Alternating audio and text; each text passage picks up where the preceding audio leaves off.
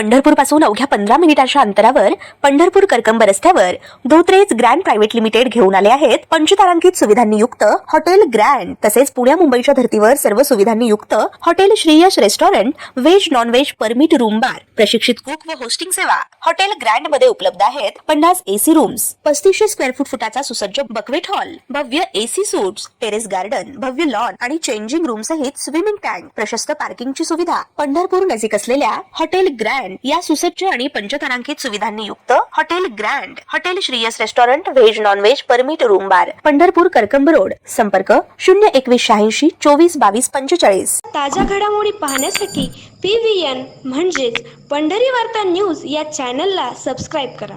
करणारे लोकप्रतिनिधी, कार्यकर्ते, जेठी मंडळी, शेतकऱ्याची संख्या कमी आहे, पण शेतकरी आम्ही शेतीत काम करतो, तुम्ही जाऊन आमचं नेतृत्व करा म्हणून आपण इथं 1000-1500च्या संख्येत आलेलो आहोत। जर आमदार साहेबांनी हाक मारली तरी हा आकडा 10 ते 15,000वर जायला काही सुद्धा अडचण नाही। त्यामुळं शेतकरी तर नाहीत, मतदार नाहीत, पण शेतकऱ्याचे आपण नेते इथं सगळे उपस्थित आहोत। त्या सर्वांचंच मनापासून स्वागत करतो। आणि आता जो आपण ज्या विषयावरती इथं एकत्र जमलो आहोत, जुन्या काळातलं महाराष्ट्र राज्य विद्युत मंडळ आणि आता सध्याच्या 3 कंपनीमध्ये विभाजन झालेलं वीज वितरण कंपनी, या कंपनीच्या बाबतीत एवढीच आमची तक्रार आहे की तुम्ही 24 तासाचं लाईट बिल आकारताय आणि 8 तासावरची लाईट आणताय। म्हणजे इथंच आमच्या 16 तासाला तुम्ही ब्रेक लावला आणि आताही राहिलेल्या 8 तासामधून तुम्ही 6 तासाला ब्रेक लावला आणि 2 तासाला लाईट देताय। त्याच्यातही तुमचा एजंट असेल, खाजगी कंपनी असेल किंवा स्वतः तुमचा वायरमन, लाईनमन, शाखा अभियंता, उपकार्यकारी अभियंता, कार्यकारी अभियंता किंवा अध्यक्षिक अभियंता, त्याच्यात तुम्ही कपटकार असताना असं करताय। काहीचं क्षेत्र नदीकाठावर आहे, काहीचं क्षेत्र वड्याच्या काठावरती आहे, काहीचं क्षेत्र बोरवरती आहे, काहीचं क्षेत्र तळ्यावरती आहे। अशा लोकांचा विचार न करता नदीचं पाणी टिकावं, बंधाऱ्यातलं पाणी टिकावं म्हणून त्या बोरवाल्याच्या, विहीरवाल्याच्या सुद्धा तुम्ही मोटरा उलट्या फिरवताय।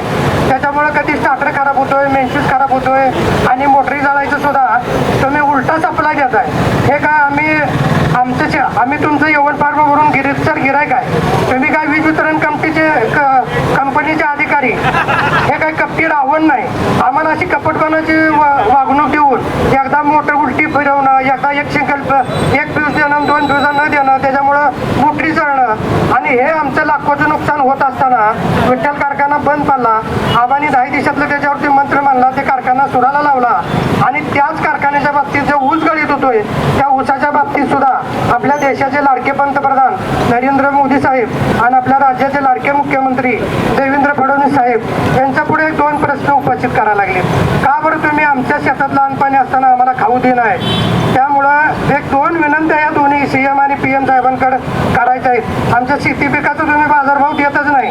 1 लाख रुपये शेतीला खर्च केला तर त्याची 12,000ची पट्टी येते, आम्ही ती सोसत आलेलो आहे। आणि आता तुम्ही या गेल्या 6 वर्षामध्ये एक PM साहेबांनी आणि CM साहेबांनी उलटा मंत्र म्हणून आम्हाला शेतकऱ्याला 10 जोडं मारून 1 म्हणायला लागलाय तुम्ही PM साहेब आणि CM साहेब।